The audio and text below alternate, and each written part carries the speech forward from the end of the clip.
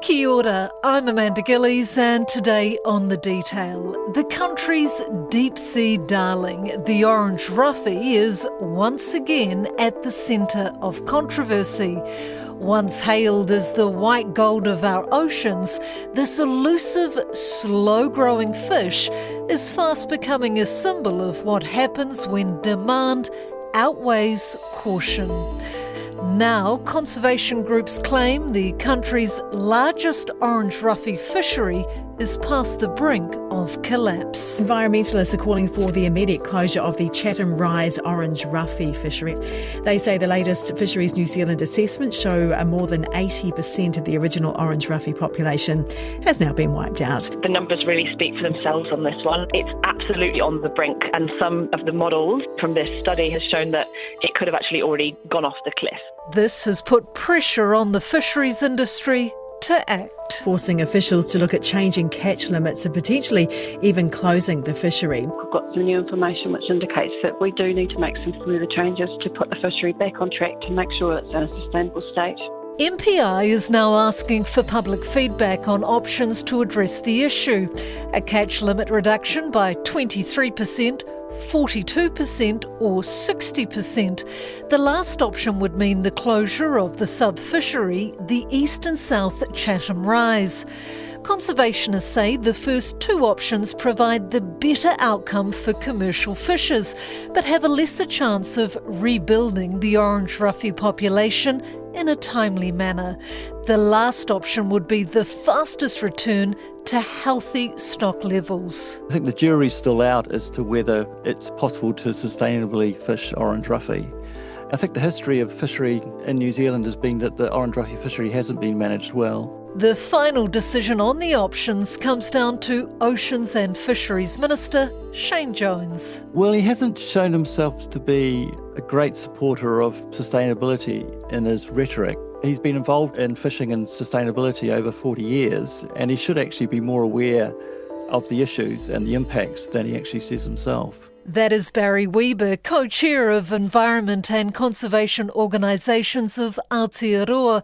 I'll have more from him in a moment. And I'll have a deep dive chat with business journalist Andrew Bevan, who has covered this story extensively for Newsroom. It looks like the New Zealand government has let orange roughy to the brink of extinction once again. And that's insane because we've been through this before. How did we get out of trouble last time, Andrew? We severely cut our annual catch limits. We didn't lift them back up. We're going down and down and down. So it's where is the floor? And is the floor closing this fishery? But first, some basic facts about the humble orange roughy. They are a slow-growing, deep-water species named for their distinctive colouring, and they can live for up to 130 years. They are caught mainly in the Chatham Rise, the southern part of the West Coast and the South Island, and in various parts of the Challenger Plateau. Targeted specifically for export, orange roughy is a prized catch and one of the world's most sought-after species.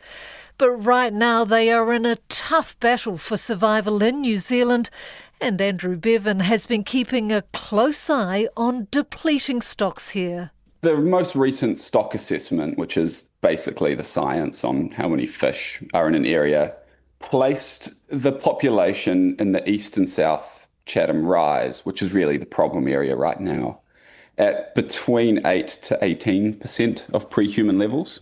Now that sounds really low, and of course it is, but when we talk about fisheries, we have two kind of limits. So we have a soft limit of 20% and a hard limit of 10%. They reckon it's unlikely to be below 10%, which means that that's a level where the stock has collapsed. But we're either at that collapse point or no matter how you look at it, we're on the brink of it.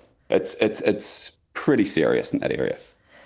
What's causing this? What's the problem? How have we reached this point? Look, I'd say that's a question for fisheries officials. There's been no shortage of warnings over the last, I just call it 40 years of orange roughy fisheries. There was a gold rush in the late 80s, early 90s, and then they realised that, things aren't going well. That led to some fisheries shutting down. The fish simply couldn't keep up with the nets. Fisheries New Zealand promised lessons had been learned, quotas were tightened, and the fish were left to recover. And to be fair, some have, but not all. I think the real answer as to how we let it get this bad is because orange roughy lives so far away from land. It's out of sight, out of mind situation. There's not recreational fishermen engaging with orange roughy or anything. It's this species that almost only exists in the supermarket to most of us. Why is the fish so important to New Zealand? What's its value? I mean, its value is purely in export dollars, really. But if you want to talk about it as a food, you could chalk its popularity up to its eating quality. But in my opinion, it's not that special. It's an unfishy tasting fish, which is probably what the market wants. And is that internationally? Do they really love it? I think they do, but I would chalk its popularity up to marketing. And marketing in the 80s and the 90s during that boom period. And the industry, in my opinion, would have pushed it because it was just so easy to catch back in the day. You could bring up a trawler of 60 tons of these things in, a single go. Barry Weber believes the population has now been so overfished it won't recover for at least a generation. It keeps getting worse over the years. Every time the projections are that the fishery might be recovering, it always gets worse.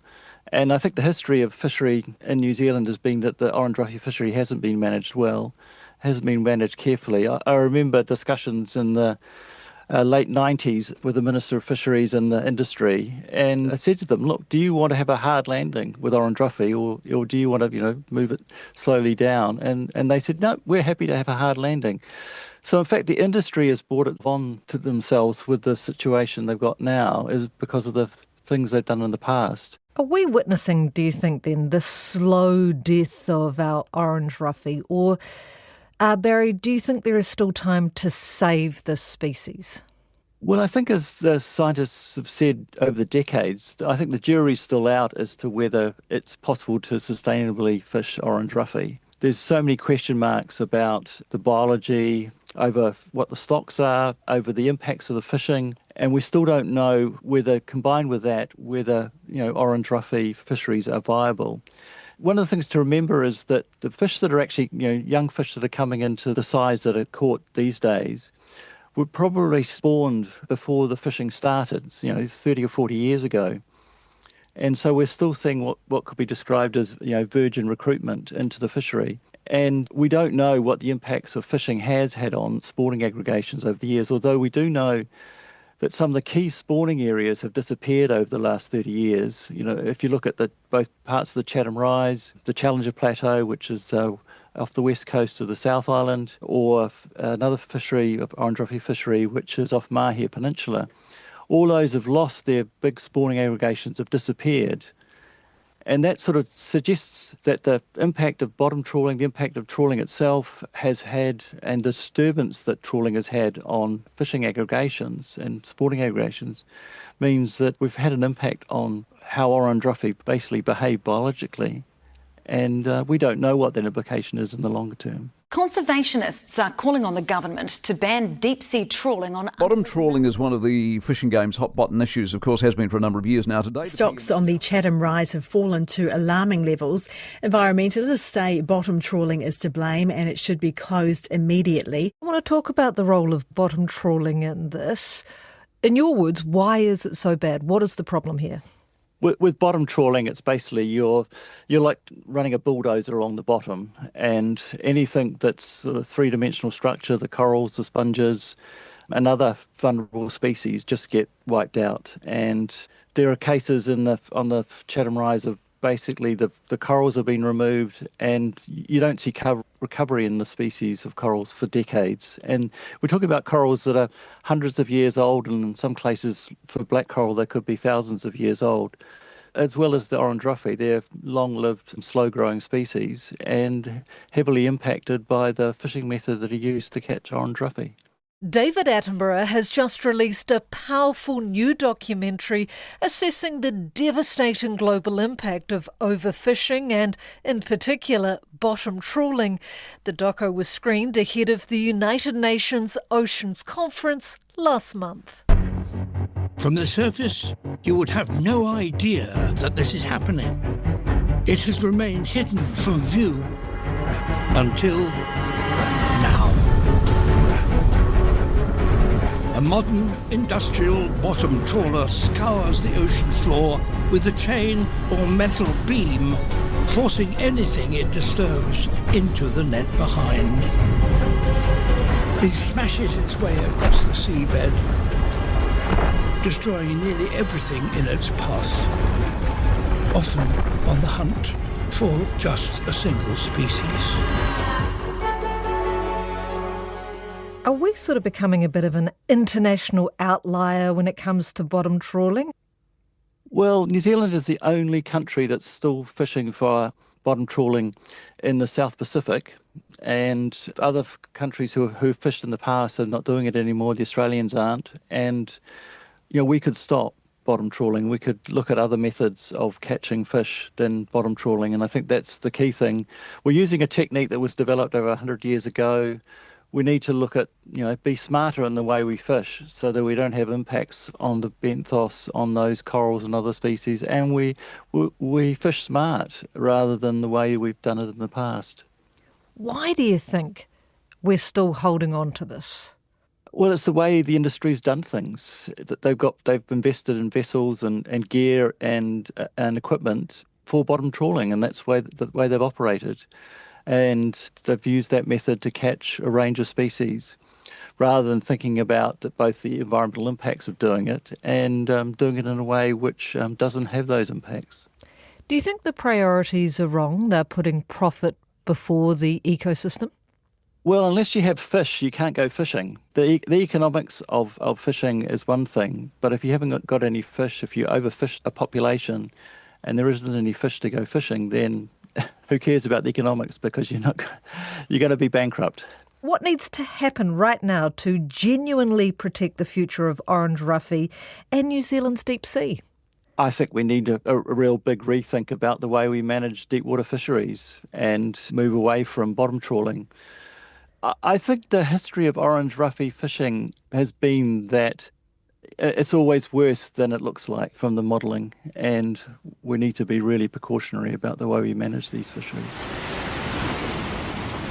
Emma Taylor from Fisheries New Zealand told RNZ changes will likely be made. Fisheries management's really complex, it's dynamic and it's flexible to respond to new information. So if we sort of go back a couple of years, we had some research which suggested some inconsistencies and uncertainty around the stock assessment, the status of the stock.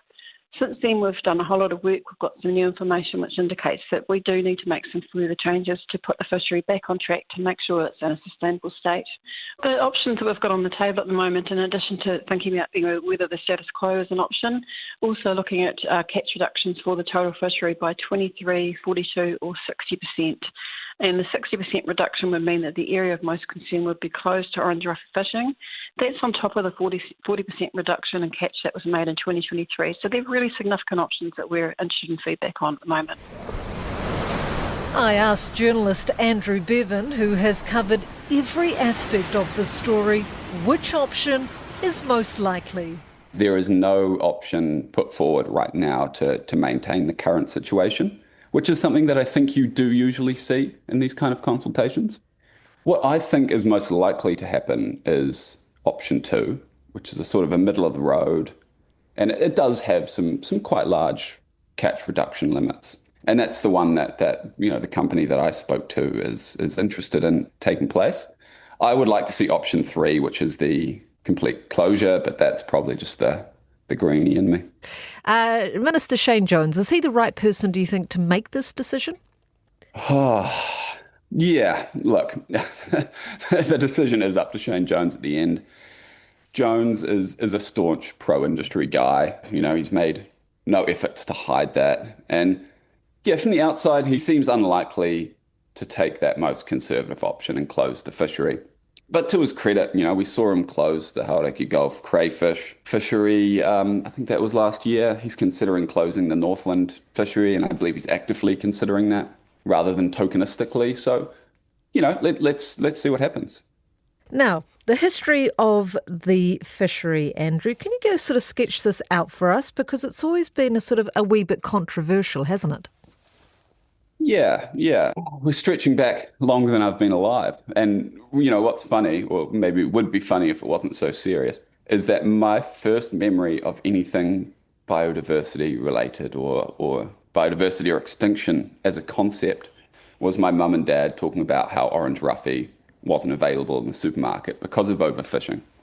And that probably would have been in 99. So catch limits have been progressively cut for probably more than 30 years now. And a few orange roughy fisheries have had their MSC tick suspended, which is a marine stewardship certification that you need to sell fish into some North American and European markets. So it's been a very clear, gradual slide over a very long time. Now, we did ask to talk to players in the fishing industry for an interview for this podcast, but for various reasons, no one was available. But Andrew has made contact with them in the recent past. I've spoken to Sealord, who are the largest quota holder in this area, though there are, a few others. And I don't think they want to hunt out their own quota per se. That's bad commercial decisions. But there's a clear financial imperative to keep fishing the stock just above that 20% soft limit. There are dividends to pay, there are shareholders, there are employees. Yeah, but there was a drop in catch in this fishery last year. And their chief executive, Doug Paulin, told me that was a combination of lower fishing effort, so less trawls taking place, and generally, tougher fishing, which are obviously, linked issues. When you speak to Doug, when you speak to the industry, what are they saying? So they are aware that there is a problem, and do you think they are doing enough to address it? They are aware, and Doug wants option 2 to take place at a minimum, which I guess doesn't rule out supporting that more nuclear option of closing the fishery entirely. But, I think sometimes it's a bit too convenient to heap the blame on the actual fishermen, They're going to do what they're going to do. They've been failed by successive governments and policy decisions that have prioritized export volume over sustainability and stifled innovation. And, are they fishing themselves out of a job? And that's no. If these zones are closed, that fishing effort will go elsewhere or to another species that hopefully will be able to bear the brunt of that a bit better. Because if they do close the fisheries, what is the process? Who do they have to consult? What happens then?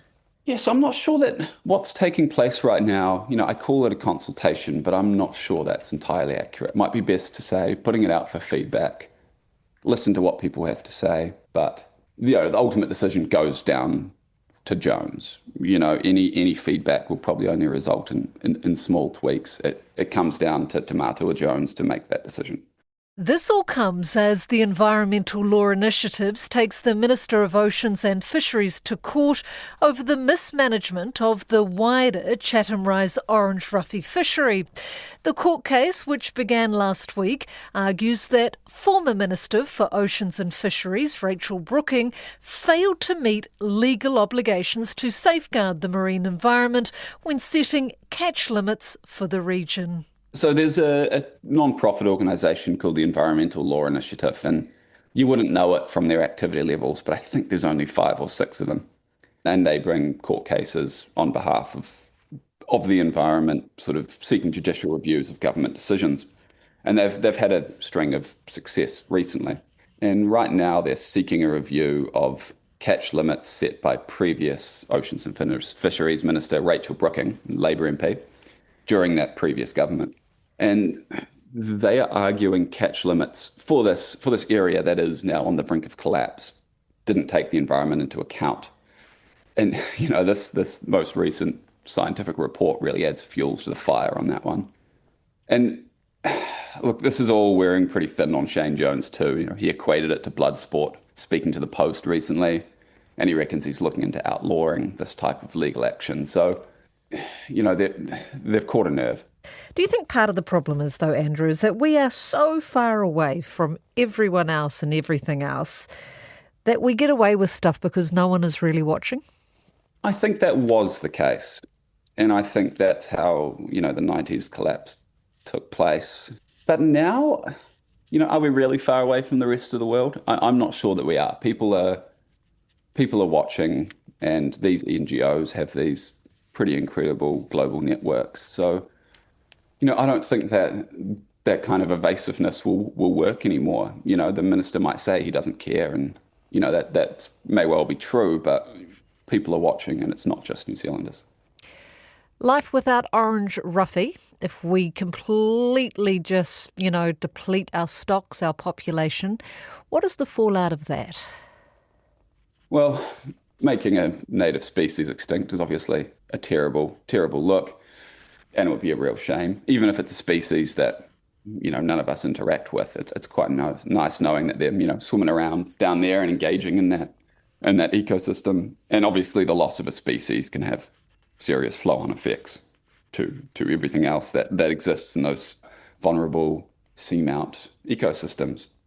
As far as the financial loss, I don't think it would be as big as it once was for these companies. Even the closure of this East and South Chatham Rise, I think the impact of that was put down to about $9.5 million a year, which is, it's not a huge amount of money when we're talking about a species going extinct or not. That's all for today. The Detail is a newsroom production supported by RNZ and New Zealand On Air. Thank you to Andrew Bevan and Barry Weber. This episode was produced by Gwen McClure and engineered by Jeremy Ansell. I'm Amanda Gillies. Matua.